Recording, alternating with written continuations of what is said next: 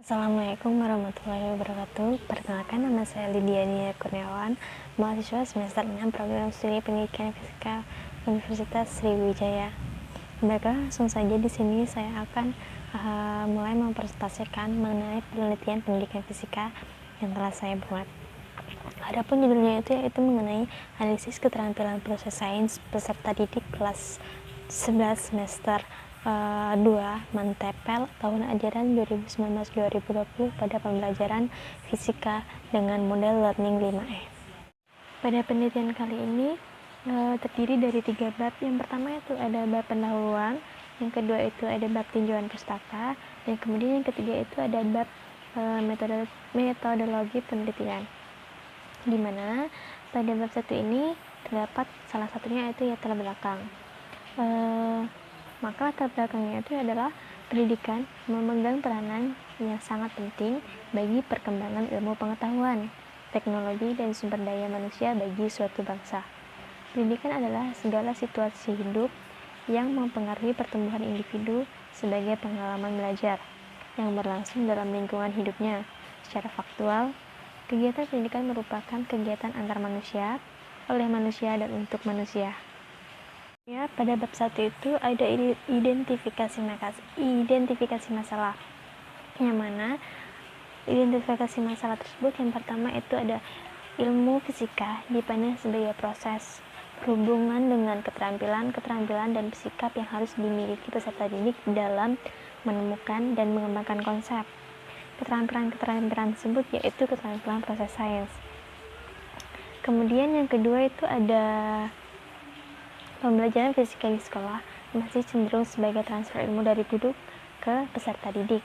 Guru masih banyak menggunakan metode ceramah di sekolah, sehingga peserta didik cenderung pasif dan tidak terdorong rasa keingintahuannya. Kemudian pada bab 3 itu ada pembatasan masalah.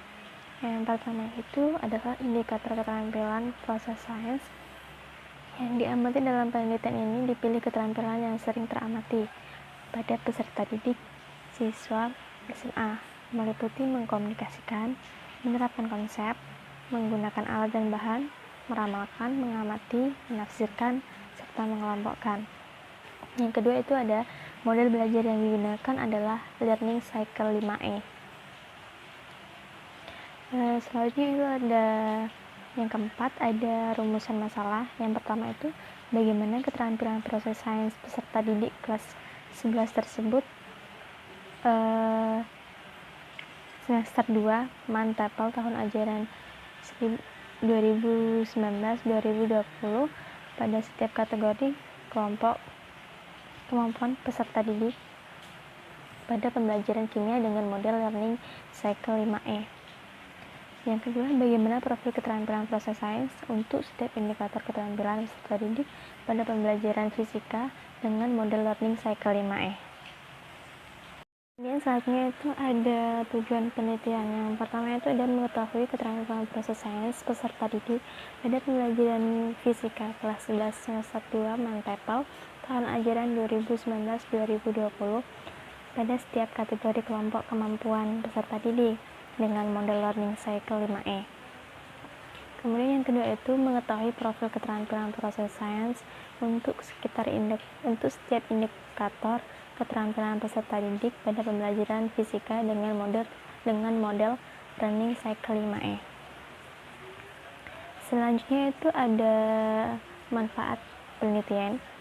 Yang pertama itu bagi peneliti, melalui hasil penelitian ini diharapkan dapat memberikan masukan dan sumbangan pemikiran untuk meningkatkan kualitas pembelajaran di sekolah menggunakan model pembelajaran yang tepat. Yang kedua itu bagi guru diharapkan dapat memberikan alternatif metode yang dapat digunakan dalam melaksanakan kegiatan pembelajaran. Kemudian bagi peserta didik melalui pembelajaran menggunakan model learning cycle 5 ini diharapkan dapat meningkatkan pemahaman peserta didik dalam memahami konsep-konsep fisika, meningkatkan keterampilan proses sains, serta meningkatkan partisipasi aktif peserta didik dalam kegiatan pembelajaran di kelas. Kemudian bagi pembaca, sebagai masukan untuk melakukan penelitian lebih lanjut dengan analisis variasi keterampilan proses sains lain. Pada bab 2 ini ada pada tinjauan pustaka. Yang pertama itu ada pengertian dari belajar dan pembelajaran. Menurut Dimyati dan Mujiono, belajar merupakan tindakan dan perilaku peserta didik yang kompleks. Sebagai tindakan, maka belajar hanya dialami oleh peserta didik. Peserta didik adalah penentu terjadinya atau tidak terjadinya suatu proses belajar. Kemudian menurut Sugihartono ini membagi konsep pembelajaran dalam 3 pengertian. Yang pertama itu ada pembelajaran dalam pengertian kuantitatif. Secara kuantitatif, pembelajaran berarti menularkan pengetahuan dari guru ke peserta didik. Dalam hal ini, guru dituntut untuk menguasai pengetahuan yang dimiliki sehingga dapat menyampaikan kepada peserta didik dengan sebaik-baiknya. Kemudian yang kedua itu ada pembelajaran dengan pengertian institusional. Yang kedua itu ada pengertian keterampilan proses sains, yang mana keterampilan ini merupakan kemampuan menggunakan pikiran, nalar, dan perbuatan secara efektif dan juga efisien untuk mencapai suatu hasil tertentu, termasuk kreativitas.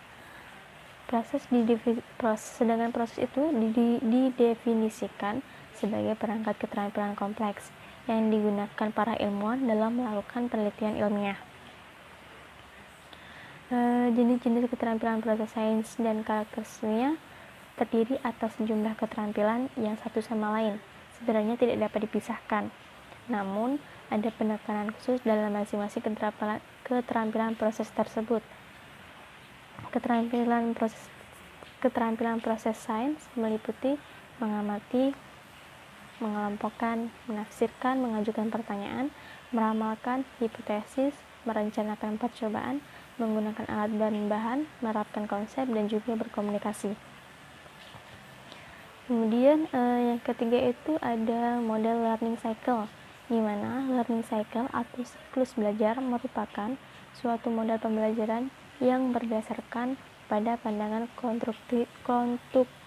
konstruktivisme, di mana pengetahuan dibangun dari pengetahuan siswa itu sendiri. Sedangkan model pembelajaran learning cycle adalah model pembelajaran yang memberikan kesempatan kepada peserta didik untuk mengoptimalkan cara belajar dan mengembangkan daya nalar peserta didik. Yang keempat itu ada pembelajaran fisika.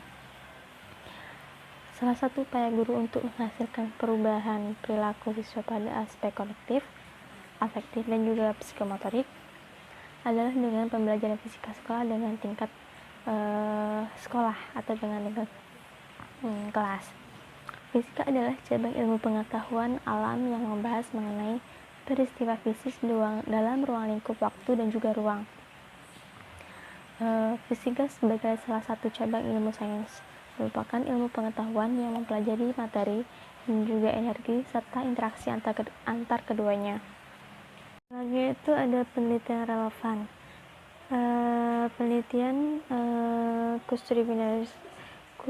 Kustriwildasari tentang analisis keterampilan proses sains peserta didik pada pembelajaran fisika kelas 11 di SMA 1 Godean menghasilkan profil keterampilan peserta didik dalam kegiatan praktikum untuk setiap aspek keterampilan, yaitu keterampilan observasi yang dikategorikan baik, keterampilan berkomunikasi dengan dikategorikan baik, juga keterampilan menggunakan alat dan bahan dikategorikan baik, keterampilan menggolongkan dikategorikan cukup, terus menafsirkan dikategorikan cukup, menganalisis juga dikatakan cukup, meramalkan dikatakan cukup, dan